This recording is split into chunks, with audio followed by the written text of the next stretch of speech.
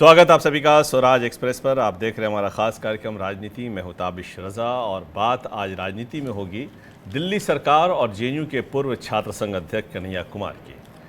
दिल्ली की आम आदमी पार्टी की सरकार ने कन्हैया कुमार समेत 10 लोगों के खिलाफ राजद्रोह का केस चलाने की मंजूरी दे दी। जेएनयू में 2016 में हुई नारेबाजी की इस मामले में दिल्ली सरकार ने अब तक राजद्रोह का केस चलाने की इजाज़त नहीं दी थी। राजद्रोह का केस चलाने के लिए दिल्ली सरकार की इजाज़त के बाद ये सवाल उठ रहे हैं कि क्या कन्हैया के मामले में केजरीवाल ने पलटी मारी है। सवाल इसलिए उठ रहे हैं क्योंकि आम आदमी पार्टी का जन्म खुद आंदोलन और सरकार विरोध के बीच हुआ। कभी कार्टूनिस्ट असीम त्रिवेदी के खिलाफ राजद्रोह का केस दर्ज होने पर केजरीवाल ने आंदोलन किया था। ऐसे में ये सवाल उठना लाजमी है कि क्या राजद्रोह के मसले पर अब केजरीवाल का नज़रिया बदल गया है। राजनीति में अगले आधे घंटे हम इन्हीं सवालों पर चर्चा करेंगे। चर्चा में हमारे साथ एक खास पैनल मौजूद है। बीजेपी के नेता दिनेश सिंह जी हमारे साथ जुड़ चुके हैं, वरिष्ठ पत्रकार कुर्बान अली साहब हैं, सीपीआई नेता आमिर हैदर जैदी साहब, आम आदमी के प्रवक्ता घनेंद्र भारद्वाज और स्वराज एक्सप्रेस के सलाहकार संपादक पंकज श्रीवास्तव जी हमारे साथ जुड़ रहे हैं। सबसे पहले कुर्बान साहब, ये अचानक से कहा जा रहा हुआ, यह हैरान करने वाला है कि चुनाव के बाद केजरीवाल ने ये फैसले लिए। 3 साल से ज़्यादा का वक्त गुजर चुका है, अब तक क्यों नहीं लिया गया? केजरीवाल साहब की अगर राजनीति के आप अतीत में जाएं तो जो उन्होंने यूथ फॉर इक्वलिटी नामक एक संगठन बनाया था मंडल के ख़िलाफ़, और जिसमें आईटीओ पर यहीं आपके दफ्तर के सामने कई लोगों ने अपने आप को आग के नज़र किया था, और उनमें से एक राजीव गोस्वामी का नाम बड़ा मशहूर हुआ था जो बाद में मर गए। और यहाँ से अरविंद केजरीवाल के राजनीतिक जीवन की शुरुआत होती है। और उसके अलावा उसके बाद से आप देखें तो उनकी राजनीति की जो आइडियोलॉजी है वो चाहे पीछे तस्वीर में भगत सिंह का फ़ोटो लगाते हों, लेकिन उनकी रूट्स आरएसएस के साथ ही हैं। और ये भी लोगों को मालूम है कि जब अन्ना मूवमेंट चला था तो उसको लॉजिस्टिक सपोर्ट कहाँ से थी, उसके पीछे कौन था, और बाद में जो चीज़ें हुई उसमें से लोग अलग अलग, चाहे वो किरण बेदी हो या ये कपिल मिश्रा हो या और दूसरे लोग हों, वो गए निकल के, तो वो किस आइडियोलॉजी के लोग थे ये भी कोई ढकी छुपी बात नहीं है। तो वो एक लोगों को ब्लफ देने की कोशिश थी कि जो एक पॉलिटिक्स हो रही थी परंपरावादी, कन्वेंशनल पॉलिटिक्स जिसको कहते हैं, उसके ख़िलाफ़ एक नया चेहरा एक नए अंदाज में आ जाए। इसलिए अब अरविंद केजरीवाल से ये उम्मीद करना कि वो इन सारे सवालों पर जिनको लेकर के वो आंदोलन करते रहे, सड़कों पे आए, जो आपने शुरुआत में भी कहा कि कार्टूनिस्ट के मामले में, वो भूल जाना चाहिए। वो एक नए रंग में रंग गए हैं, उसका नज़ारा नतीजों के बाद में हमने देखा था। वो उसी अंदाज में सियासत को आगे ले जाना चाहते हैं। तो अगर देखा जाए तो दोनों एक ही चने के 2 दाल हैं और दोनों की विचारधारा इतनी मिल रही थी, तो भाजपा ये कह रही थी कि दिल्ली सरकार लगातार आरोप लगा रही थी कि ये देरी कर रहे हैं। ये देरी का चुनाव के मद्देनज़र किया जा रहा था कि चुनाव हो जाए तब चुनाव, बहुत सारी चीज़ें होती हैं चुनाव के दौरान। आपने देखा कि शाहीन बाग के मामले को लेकर के भी उनका रवैया क्या था, वो ये था कि किसी तरह से इस मामले में अपने आप को इन्वॉल्व मत करो और इसकी जिम्मेदारी बीजेपी के ऊपर डालो, और मुसलमान का वोट तो हमें मिलेगा ही, वो तो टेकन फॉर ग्रांटेड था। इसको लेकर के जो मेजॉरिटी कम्युनिटी के अंदर माहौल है और बीजेपी जिसको एक्सप्लॉइट करने की कोशिश कर रही थी, उसको एक तरह से उन्होंने मजबूत रखा, जाने नहीं दिया। ठीक है। और सरकार बना दी।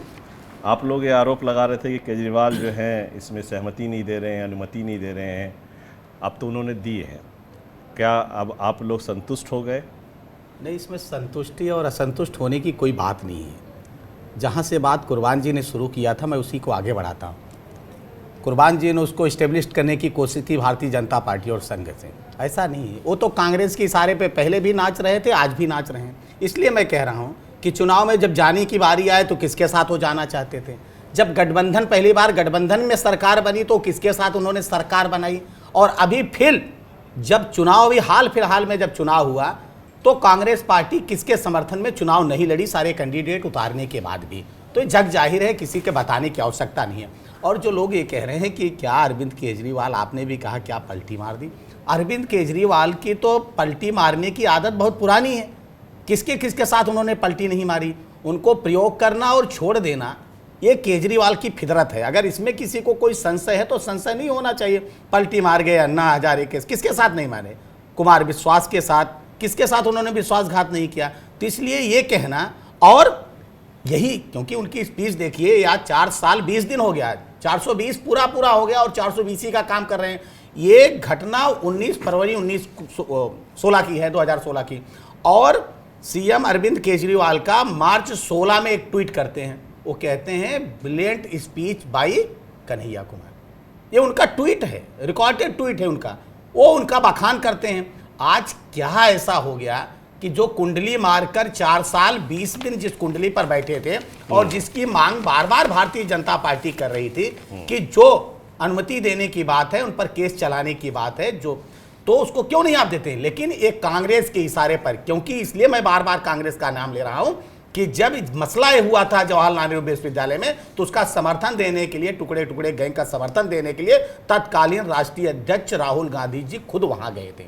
अब तो इसलिए उसको रोक के रखा था। अब कांग्रेस तो ये पी चिदम्बरम ने तो इसका नाम नहीं, इसलिए नहीं, वही आ रहा, ये आज की नहीं। और इसके बाद फिर दिग्विजय जी की बात ले लीजिए। दिग्विजय जी ने अपने चुनाव में कहा, उनका स्टेटमेंट है, उनका भी ट्वीट है कि मुझे खुशी होगी कि कन्हैया कुमार एक ग्रेट लीडर, और मुझे खुशी होगी वो प्रचार करने आएंगे। अभी चिदम्बरम जी कह रहे हैं, तीसरी बात जो आप प्रथम दृष्टया है सिर्फ, नहीं, चिदम्बरम की सुन लीजिए, आप सवाल नाम पूछा।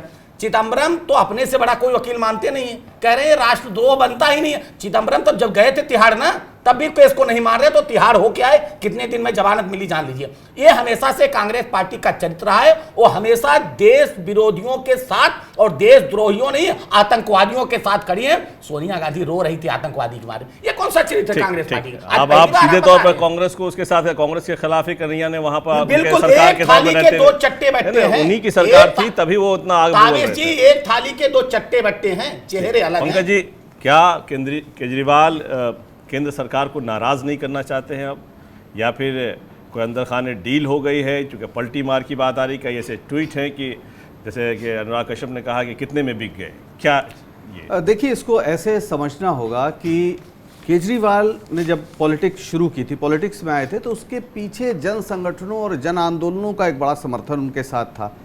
और ऐसा माना गया था कि जो स्थापित राजनीतिक दल हैं, कांग्रेस है, बीजेपी है, इन लोगों का जो चिंतन प्रक्रिया है, सोचने समझने काम करने का तरीका है, उससे एक अलग बात आएगी।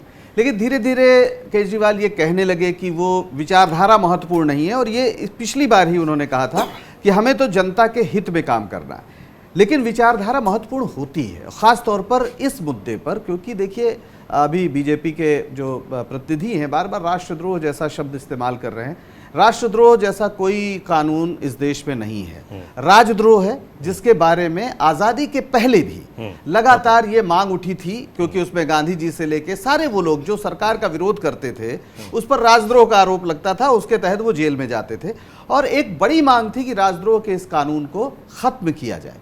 हालांकि आज़ादी के बाद ऐसा नहीं हुआ और इसका तमाम सरकारों ने दुरुपयोग भी किया। इसके बावजूद सुप्रीम कोर्ट ने एक बहुत स्पष्ट फैसला दिया हुआ है। जब खालिस्तान जिंदाबाद का खुलेआम नारा लगा था, वो मामला गया सुप्रीम कोर्ट में। सुप्रीम कोर्ट ने कहा कि नारेबाजी किसी भी तरह की, कितनी भी खिलाफ हो, वो राजद्रोह नहीं बनता है, जब तक कि कोई आप स्टेट को ओवरथ्रो करने के लिए कोई आप एक्शन में, हिंसक एक्शन में नहीं जाते। ये ऑलरेडी सुप्रीम कोर्ट का फैसला है। दूसरी बात, बीजेपी के एमपी हैं लद्दाख के, उनकी पत्नी का पिछले दिनों एक बहुत मशहूर टीवी अंग्रेजी एंकर के साथ चैनल में बाकायदा इंटरव्यू हुआ, जो वहीं मौजूद थी। उन्होंने कहा कि कन्हैया वहां था ही नहीं, और ये सब लोग जानते हैं। इसका इस्तेमाल किया गया जेएनयू के पूरे प्रकरण का। जेएनयू में किन्होंने जो नकाबपोश थे, उन्होंने नारे लगाए, वो कौन थे? दिल्ली पुलिस 3 साल तक उन्हें पकड़ नहीं पाई। कन्हैया को तुरंत पकड़ा गया, जो मौके पर था ही नहीं, जिसको सब जानते हैं। और आरोप जो चार्जशीट में आया है पिछले, उसमें यह नहीं लगा कन्हैया ने नारे लगाए, कन्हैया ने रोका नहीं, ये आरोप है। तो एक पूरा जेएनयू को बदनाम करने और उस बहाने कन्हैया को एक प्रतीक बनाकर पूरे देश में जेएनयू और उन सारे लोगों को जो सरकार के खिलाफ बोलते हैं, कुछ रेशनैलिटी की बात करते हैं, जो मौजूदा सरकार है उसके थॉट प्रोसेस को चैलेंज करते हैं, उन सबको देश के खिलाफ बना देने की एक कोशिश की जा रही है। अभी चंद्रचूड़ जी जो सुप्रीम कोर्ट के वकील हैं, उन्होंने भी बात कही कि सरकार का विरोध करने का मतलब देश का विरोध नहीं होता है, और किसी की राय सीए पर अलग हो सकती है, इसमें कौन सी बुरी बात है। सरकार संवाद करे, नहीं माने, असहमतियों पर ही पूरा लोकतंत्र हमारा टिका हुआ है। तो ये जो है, केजरीवाल ने साफ साफ उस जो जन आंदोलनों की एक बड़ी मांग थी उसके साथ धोखा किया है। और दूसरी बात, राहुल मेहरा जो उनके वकील हैं, जो सरकार के वकील हैं, उन्होंने साफ कहा है कि उनकी जो राय है जिसके आधार पर सरकार फैसले लेती है, उन्होंने कहा है कि कन्हैया के खिलाफ कोई आरोप नहीं बनता है। लेकिन इस समय केजरीवाल जिस तरह की पॉलिटिक्स कर रहे हैं, जो उन्हें अब पिछली बार वो गाना गाते थे जब उन्होंने शपथ लिया, वो गाना बहुत महत्वपूर्ण है। वो गाना था कि इंसान से इंसान का हो भाईचारा, यही पैगाम हमारा, वो पॉलिटिकल स्टेटमेंट था। लेकिन इस बार उन्होंने गाना गाया, हम होंगे कामयाब। तो अब कामयाबी एकमात्र मंत्र है। अब वो उन्हीं राजनीतिक दलों में तब्दील हो गए हैं जिन्हें कामयाबी हर हाल में चाहिए। और राजनीति में कब कौन कहाँ पलटी मारे, किस तरह का फैसला ले, किसी को खुश करने या अपनी राजनीति सिद्ध करने। ज्ञानेंद्र भारद्वाज आम आदमी पार्टी के प्रवक्ता इस वक्त हमारे साथ जुड़ रहे हैं। ज्ञानेंद्र जी, लोग बहुत हैरान हैं और परेशान भी हैं कि 3 साल तक आपको ये, जैसा राघव चड्ढा ने कहा कि कानूनी प्रक्रिया, कानूनी विधि के आधार पर ये पूरी इंक्वायरी हो रही थी, 3 साल लग गए और अभी चुनाव के ठीक आपके बाद ये कौन सी तैयारी थी? देखिए, एक कानून का नियम है कि 90 दिन के अंदर अगर कोई भी अपराध होता है तो उसकी चार्जशीट कोर्ट में सबमिट होनी चाहिए जी।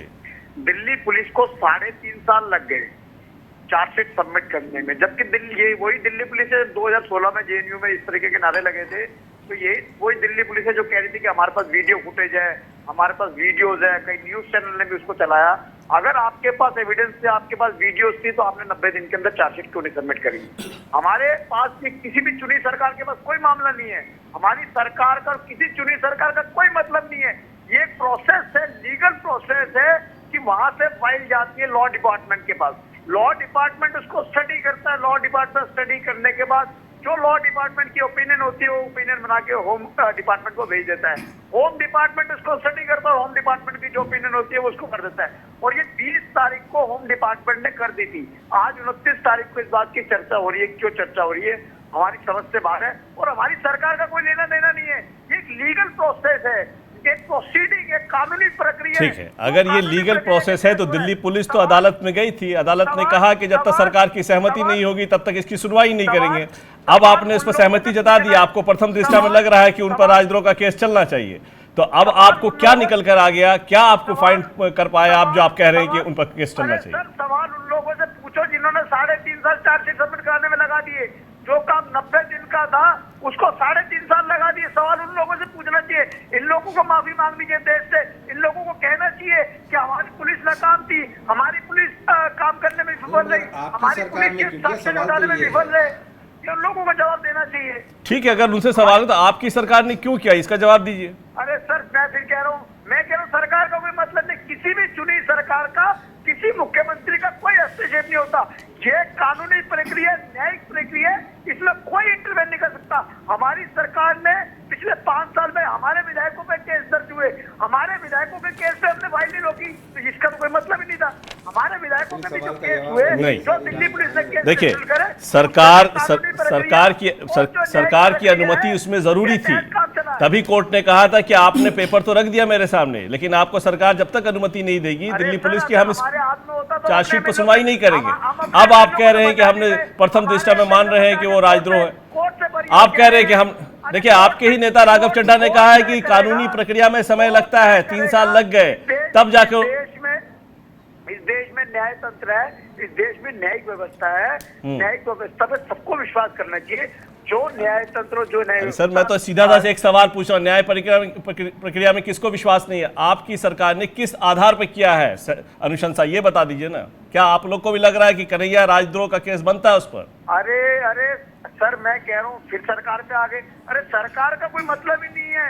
किसी चुनी सरकार का, किसी मुख्यमंत्री का मतलब नहीं है। ये प्रोसेस है, लीगल प्रोसेस है, जुडिशियल प्रोसेस है, और लीगल और जुडिशियल प्रोसेस जब चलता है तो उसके हिसाब से चलता है। लॉ डिपार्टमेंट को अपनी ओपिनियन देनी थी, लॉ डिपार्टमेंट ने अपना काम करा। ज्ञानेंद्र जी सुन लीजिए सुनना भी चाहिए, सुनना ठीक है। हम आपकी बात सुन रहे हैं।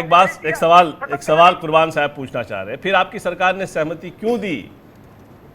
सर फिर सरकार पे आगे, अरे लॉ डिपार्टमेंट और होम डिपार्टमेंट दो डिपार्टमेंट है। होम डिपार्टमेंट को दिल्ली पुलिस फाइल भेजती है, होम डिपार्टमेंट कोर्ट से लॉ डिपार्टमेंट में, लॉ डिपार्टमेंट में स्टडी करा, ये लॉ दोनों डिपार्टमेंट अपनी दिल्ली opinion सरकार दी, के पास लॉ भी है। डिपार्टमेंट ने होम डिपार्टमेंट को भेज दिया, होम डिपार्टमेंट ने वापस कर नहीं, दिया। अभी घानेंद्र और जी 20 से तारीख पूछ को करा लीजिए, था। उन्होंने आज आप अनुमति तो 29 दे तारीख दी को है, चर्चा कर रहे तो हो। क्या ये मानते हैं कि जो आरोप लग रहा है वो गलत लग रहा है? यही स्टेटमेंट दे दें फिर। दिनेश जी पूछ रहे हैं कि अब जो आरोप लग रहे हैं वो क्या गलत लग रहे राजद्रोह हैं? जो कहा जा रहा है, कन्हैया कुमार क्या- अब भी मतलब क्या आरोप लग रहा है? साफ क्या सुथरे आरोप लग छवि रहा के हैं? मतलब कहिए, एक तरफ तो आप अरे अनुमति मैं देंगे कह और रहा दूसरी हूं, तरफ मैं इस कह तरह रहा की हूं, बात करिए। कन्हैया- कम से कम अपनी कन्हैया बात पे अडिग तो कुमार- रहिए। अरे कन्हैया कुमार का ट्रायल स्वराज टीवी में नहीं होगा, स्वराज एक्सप्रेस में नहीं होगा, ना विवेक जी करेंगे ना मैं करूंगा। फिर यही ना, बस हो गया गणेश जी, छोड़िए, हो गया, ठीक है, आप- बस हो गया, समझ में आ गया, जवाब साफ नहीं देना चाह रहे हैं। समझ में आ गया। ठीक है, तो सजा हो जाएगी। अगर ठीक है। आमिर हैदर जैदी साहब के पास चलेंगे। आमिर हैदर जैदी साहब, अब आप क्या करेंगे? चूंकि आपके नेता भी हो गए हैं वो कन्हैया, आप लोग का एक तरह से उनके साथ एक सहानुभूति भी है और आप लोग के लिए आवाज़ भी उठा रहे हैं। तो कन्हैया को तो अब राजद्रोह के केस में शामिल कर लिया गया है, अब तो इसकी सुनवाई शुरू होगी। कन्हैया भले कॉन्फिडेंट नजर आ रहे हैं, पार्टी का क्या स्टैंड होगा? देखिए, हम ताबिश भाई हम इसका स्वागत करेंगे, लेकिन एक मांग करेंगे, इसका ट्रायल डेली बेसिस पे होना चाहिए। कम से कम हमें ये तो पता चल गया कि सामरी का एक बछड़ा है, जितनी वो चाबी भरता है उतना सामरी चलता है। तो आरएसएस का जो ये बछड़ा केजरीवाल है, ये तो कम से कम इस्टेब्लिश हुआ कि ये आरएसएस जितनी इनमें चाबी भरेगी उतना ये चलेंगे। सवाल ये बन जाता है, नकाबपोश गैंग के लोग अभी जेएनयू के अंदर आते हैं और पूरी जेएनयू समुदाय के ऊपर लाठी डंडे बरसाते हैं, उसका पता नहीं चलता है वो कहाँ से आए और कहाँ चले गए। सरकार जेएनयू के अंदर 2016 के अंदर को नकाबपोश गैंग के लोग आए थे, जिन्हें कन्हैया वो नारे लगा रहे थे, कन्हैया ने उन्हें नहीं रोका। ये कन्हैया पे आरोप है, यानी कि केंद्र सरकार भुट्टे भून रही थी, कमिश्नर ऑफ पुलिस भुट्टे भून रहे थे, गृह मंत्री भुट्टे भून रहे थे। ये जिम्मेदारी कन्हैया थी कि कन्हैया ने कहना चाहिए उन नकाबपोश गैंग के जो नारे लगा रहे थे उन्हें नहीं रोका। सवाल ये बन जाता है कि आप इसकी क्रोनोलॉजी समझिए। जनगण मन यात्रा से जो चल रही थी बिहार के अंदर, बीजेपी सरकार घबरा गई थी, परेशान हो गई थी। अब आरएसएस ने सहयोग मांगा केजरीवाल से कि हमें सहयोग दीजिए ताकि कन्हैया को रोका जा सके। और पानी का बहाव रोका नहीं जा सकता ताबिश जी, कितने भी आप बांध बना लीजिए, यह आंदोलन रुकने वाला तो है नहीं। जो काम अंग्रेज करते थे कि अंग्रेज सरकार के खिलाफ कोई बोलेगा तो उस पर देशद्रोह लगेगा, ये कुर्बान साहब ने इस्टेब्लिश कर दिया और दूसरे मेरे मित्र और बैठे। तो कम से कम हमें ये फक्र है कि हम सरकार के खिलाफ बोल रहे हैं तो ये माना जाए कि जो अंग्रेजों के खिलाफ बोलता था वो देशद्रोही, जो आरएसएस की सरकार के खिलाफ बोलेगा वो देशद्रोही। तो ये आरोप हमें स्वीकार है और कोर्ट के अंदर हम जाएंगे और हम ये अपील करेंगे कि इसकी डेली बेसिस पे सुनवाई की जाए। कम से कम जनता के सामने आया तो कि आरएसएस का जो ये बछड़ा ये कहता है कि मैं सेकुलर हूँ, मैं जन आंदोलन से निकला हूँ, कम से कम लोगों को पता चला कि आरएसएस जितनी इसमें चाबी बढ़ती है केजरीवाल में उतना ही ये चलते हैं। अब इन्हें सुविधा लगी, बिहार चुनाव आने वाले हैं, कन्हैया को घेरने की एक मुहिम चल रही है ताकि कन्हैया को आपने रोका कई जा सारी सके। बातें रखी और हैं, कन्हैया एक तो वो केजरीवाल पर आंदोलन भी है सवाल उठाया जो है, जीतने दूसरा वाला आप नहीं। आरएसएस का बछड़ा भी कहा। हम दिनेश जी से सवाल का जवाब लेंगे, लेकिन ब्रेक के लिए वक्त हो चुका है। ब्रेक के बाद इसका जवाब आपसे ले लेते हैं। फौरन हाजिर है, इस चर्चा को हम आगे जाएंगे।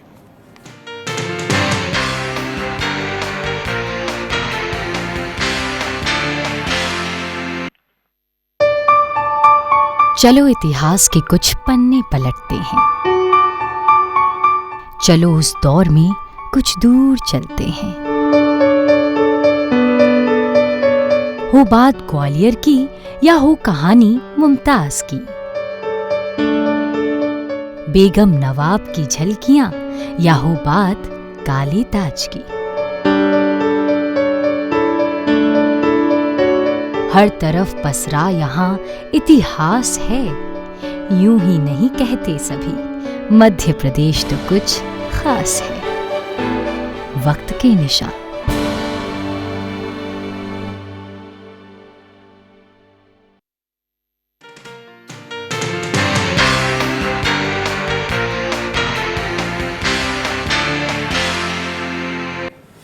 ब्रेक के बाद आपका एक बार फिर से स्वागत है। तो कन्हैया कुमार पर राजद्रोह का केस चलेगा और सरकार की सहमति इसमें मिल चुकी है, और अब ये सवाल उठ रहा है कि सरकार ने 3 साल बाद क्यों। अभी आमिर हैदर सैदी साहब ने कई सारे सवाल रखे। दिनेश जी, आप जवाब देना चाहते हैं? हैदर साहब से आपने पहले ही सवाल किया था कि अब आप क्या करेंगे। पहले आप तो कन्हैया कुमार के साथ थे। ये तो इतिहास है कम्युनिस्ट पार्टी का, हमेशा वो देश तोड़ने की बात करते हैं। आज कोई नई बात वो कर रहे हैं? सिद्धांता अगर आप देखिए तो कम्युनिस्ट पार्टी हमेशा टुकड़े की बात करती है।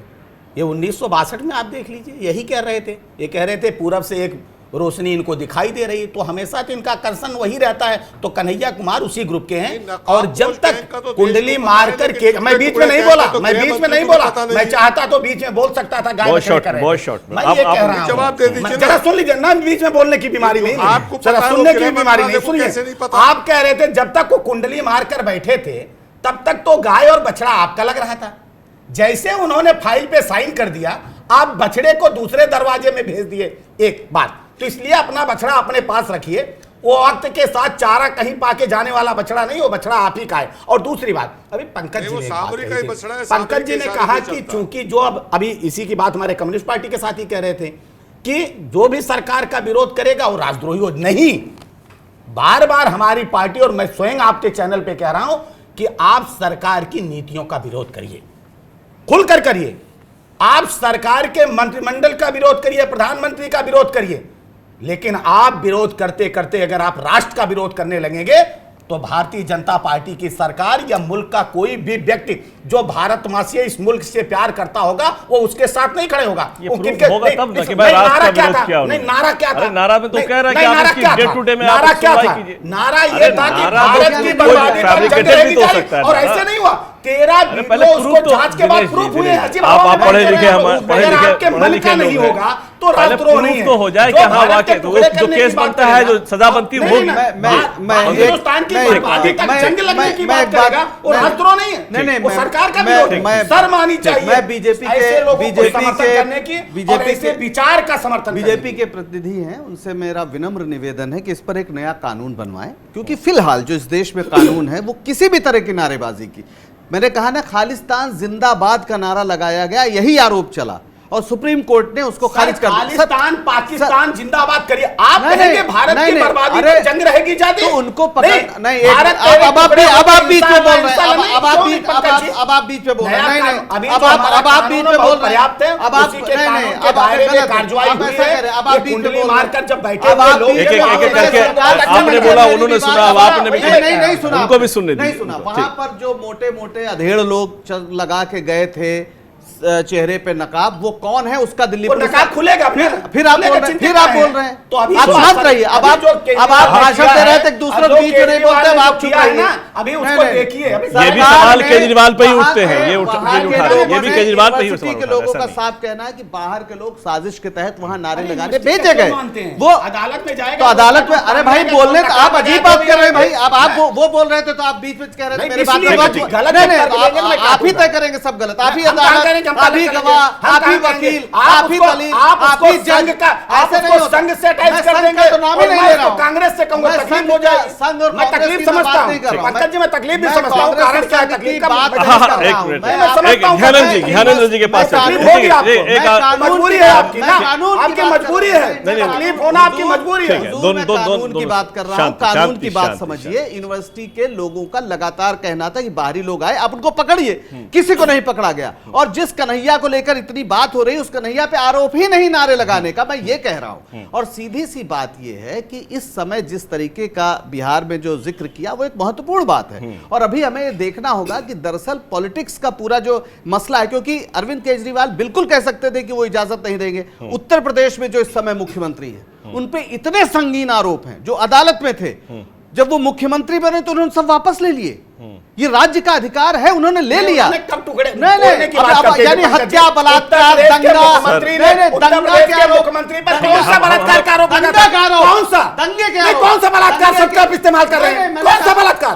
पंकज जी, कहने से पहले सोचा करिए। नहीं, कौन सा बलात्कार? आप बलात्कार कैसे कह दिए? नहीं, कौन सा बलात्कार? आपने कहा हत्या और बलात्कार। शर्म आनी चाहिए, शर्म आनी है। आपने कैसे बलात्कार का आरोपी कर आप अजीब बात कर रहे हैं। मैंने उनके बारे में नहीं कहा। ध्यानेंद्र जी से एक मिनट में ध्यानेंद्र जी ये सवाल आप लोगों पर ज्यादा इसलिए उठ रहे हैं। एक मिनट पंकज जी शांति, दिनेश जी शांति शांति। देखिए मेरा डिबेट समय नहीं है मेरे पास। ध्यान, अरे आम आदमी पार्टी कटघरे में उससे सवाल तो पूछ रहे पंकज जी।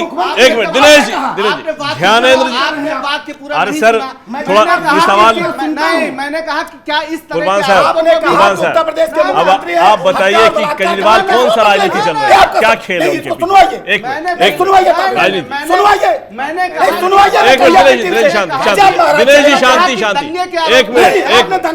अरे सर समय नहीं है, हम आखिरी कमेंट लेने दीजिए। एक ठीक है सुन लेंगे, एक आखिरी किसी पर तो क्या आपको लग रहा है केजरीवाल एक नई राजनीति के साथ चल रहा है? क्या किसी सलाहकार की आपने वाक्य पूरा नहीं किया, आपने वाक्य पूरा ही नहीं होने दिया। मैं उसको वहां ले जा रहा था जहां मैं कह रहा था प्लीज मेरे पास सिर्फ 2 मिनट टाइम है सर, 2 मिनट टाइम है सर प्लीज। वाक्य तो पूरा होने दीजिए, वाक्य तो पूरा होने। क्या आपको लग रहा है कि नई राजनीति वाक्य में आपने सब कुछ कह दिया ना, मैंने आप जैसे लोगों से अपेक्षा नहीं होती। आमिर हैदर सर आपको क्या लग रहा है राजनीति की नई दिशा लिखी जा रही केजरीवाल की तरफ से? वो कुछ और नया चाल चल रहे हैं। बिहार इलेक्शन का जिक्र किया गया है, क्या बिहार को मद्देनजर करके ये फैसला लिया? चूंकि बिहार में एक बड़ा जन आंदोलन कन्हैया खड़ा कर रहे थे। बातें नहीं सुन रहे हैं। शांति जरा सुन लीजिए, अब आप दोनों आदमी शांत हो जाइए। सुनिए जी आमिर हैदर साहब। भाई ये बिल्कुल सच बात है। जनगण यात्रा से बीजेपी परेशान हो गई थी, नीतीश कुमार परेशान हो गए थे, पूरा देश देख रहा था। ये तो पैसे दे के जनता भर के लाते हैं और कन्हैया कुमार की सभाओं के अंदर लोग पैसे भी दे रहे थे और जनता खुद आ रही थी। ये परेशान हो गए थे। मसला ये नहीं है, ये कह रहे हैं कि राहुल का आरएसएस से केजरीवाल का कोई संबंध नहीं है। राहुल गांधी के एक बयान से मैं संबंधित था तो क्या कर रहे हैं? पार्टियां उसने गठबंधन 16 लोग हाथ पकड़ के आरएसएस के साथ खड़े थे, तो नागपुर के कान खड़े हो गए। उन्होंने एक पूरी पटकथा लिखी और केजरीवाल को लेके सामने अन्ना हजारे को सामने लेके आए कि हम कांग्रेस मुक्त भारत बनाना चाहते हैं। तो आरएसएस का ये वो बचड़ा जितनी चाबी भरेंगे। अब मैं बीजेपी के प्रवक्ता से पूछना चाहता हूं, संविधान की प्रतिलिपि जंतर मंतर पर जलाने वालों के खिलाफ कोई केस ही दर्ज नहीं होता। महात्मा गांधी की जो हत्या का मंचन करते हैं वो किस अपराध की श्रेणी में आएंगे? और जो रानी विक्टोरिया का जन्मदिन मनाएंगे ध्यानेंद्र भारद्वाज, वो क्या आप लोगों की कोई सेटिंग चल रही है? क्योंकि ये सीपीआई भी कह रही है कि कोई सेटिंग चल रही है आपकी केंद्र के साथ। केंद्र को आप नाराज अब नहीं करना चाहते हैं, उनके साथ आप बीजेपी जो है आरएसएस का वो बछड़ा है, जितनी आरएसएस चाबी भरेगी ये उतना ही चलेगा। ठीक है सर आखिरी सा एक कमेंट दे दीजिए कुर्बान साहब, क्योंकि हालात अब यहाँ पर भी गर्मा गर्मी हो गए। राजनीतिक तौर पर केजरीवाल एक सुलझे हुए राजनेता के तौर पर देखे जा रहे थे। आज की जो परिस्थिति में राजनेता है उनसे बिल्कुल अलग थे। ये कौन सा उनका चाल दिख रहा है? नहीं देखिए, ऐसा है कि हर आदमी अपने राजनीति के हिसाब से समझौते करता है। तमाम लोगों ने अपनी विचारधाराओं के साथ समझौता किया है, उसी का ये एक उदाहरण है। अब कुछ लोग उम्मीद कर रहे थे दिल्ली चुनावों के बाद शायद देश की राजनीति की दिशा बदलेगी, लेकिन एक मैसेज चला गया है तमाम रीजनल पार्टीज़ को, छोटी पार्टियों को, कि भाई केंद्र के साथ टकराव करके हम नहीं चल सकते और जो मेजोरिटेरियन एजेंडा है उसी को फॉलो करो। ज़्यादा परेशान होने की ज़रूरत नहीं है। फ्री बीस की बात करो, एजुकेशन की बात करो, अस्पताल की बात करो, मेहमत मेजॉरिटी से आपको सरकार बनाने में मदद मिल जाती है। इन सारी चीज़ों पे बहुत ज़्यादा वोकल होने की ज़रूरत नहीं है, चूँकि हर मामले पे बीजेपी अरविंद केजरीवाल को डिफेंसिव करती है और अरविंद केजरीवाल को करना पड़ता है, हनुमान चालीसा भी पढ़ना पड़ता है, हनुमान मंदिर भी जाना पड़ता है। वो करें, ज़रूर करें, ये उनका निजी मामला है, वो अपने घर में करें।